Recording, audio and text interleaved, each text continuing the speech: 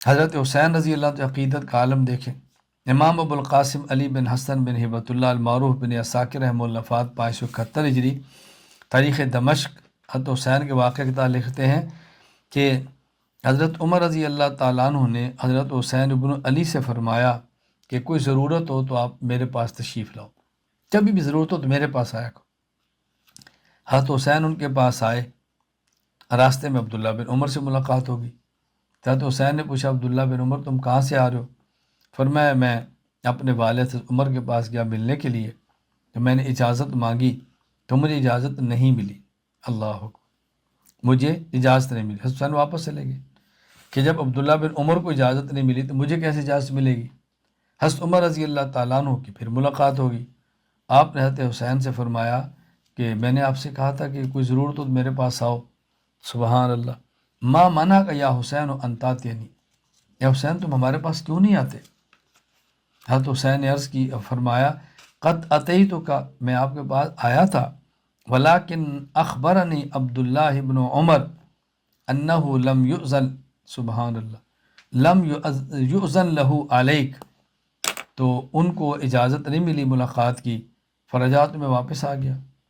یعنی میں آیا تھا، آپ کے بیٹے سے ملاقات ہوئی، ان کو ملاقات کی اجازت نہیں ملی تو میں واپس ہو گیا کہ جب ان کو نہیں ملی مجھے کیسے ملے گی؟ حضرت عمر فرمانے لگے وَأَنْتَ عِنْدِي مِثْلَ، أَنْتَ عِنْدِي مِثْلَ، اللہ، کیا پیارے جملے ہیں۔ فرمایا وَأَنْتَ عِنْدِي مِثْلَ، أَنْتَ عِنْدِي مِثْلَ، کیا تم عبداللہ بن عمر کی طرح ہو، کیا تم عبداللہ بن عمر کی طرح ہو۔ وَهَلْ أَنْبَتَ الشَّعْرَ عَلَى الرَّأْسِ غَيْرُكُمْ، ہمیں جو عزت ملی وہ تو تمہاری وجہ سے ملی ہے، کوئی تمہارے علاوہ میں کسی نے عزت دی ہے؟ کہاں عبداللہ بن عمر، کہاں آپ؟ مطلب کیا کہ اس کو اجازت ملے نہ ملے آپ تشریف تو لائیں۔ سبحان اللہ، سبحان اللہ، کیسی بات آپ نے ارشاد فرمائی۔ دیکھیے ایسی بات سمجھیں، اپنے وہ بڑے جن سے عزت ملتی ہے، اپنے وہ بڑے جن سے عصمت ملتی ہے، اپنے وہ بڑے جن سے ہماری دین اور دنیا چمکتی ہے، ان کی اولاد کا احترام کرنا سیکھیں، ان کی اولاد کو عزت دینا سیکھیں، ان کی اولاد کو عزت دینا سیکھیں، یہ ان کا حق ہے کہ ان کی اولاد کا احترام کیا جائے۔ حضرت عمر رضی اللہ عنہ جملہ فرمایا تھا بَهَلْ أَنْبَتَ الشَّعْرَ عَلَى الرَّأْسِ غَيْرُكُمْ، اس کا لفظی ترجمہ کیا ہے؟ کیا سر پہ بال تمہارے علاوہ کسی نے اگائے ہیں؟ یہ عربی کا محاورہ ہے، یعنی سر پہ بال ہونا یہ عزت کی علامت ہے، خوبصورتی کی علامت ہے۔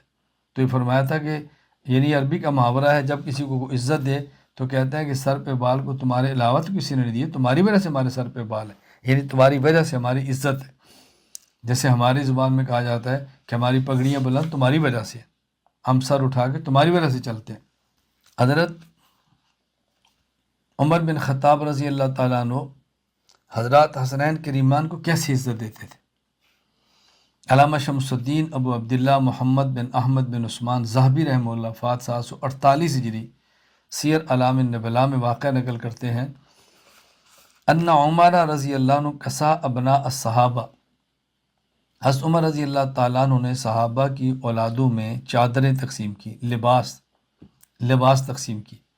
وَلَمْ يَكُنْ فِي ذَلِكَ مَا يَصْلُحُ لِلْحَسَنِ وَالْحُسَيْنِ، حضرت عمر کی رائے میں کوئی ایسا لباس نہیں تھا جو حسن و حسین کی شان کے لائق ہو۔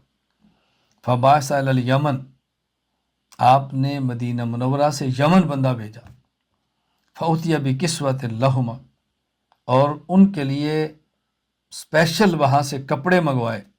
فقال الآن طابت نفسی، جب یہ لباس وہاں سے تیار ہو کر آیا فرمایا اب میرا دل خوش ہوا ہے، اب میرا دل خوش ہوا ہے، ان شہزادوں کے لباس اب ملا ہے۔ کس طرح احترام تھا رسول اللہ صلی اللہ علیہ وسلم کی اولاد کا،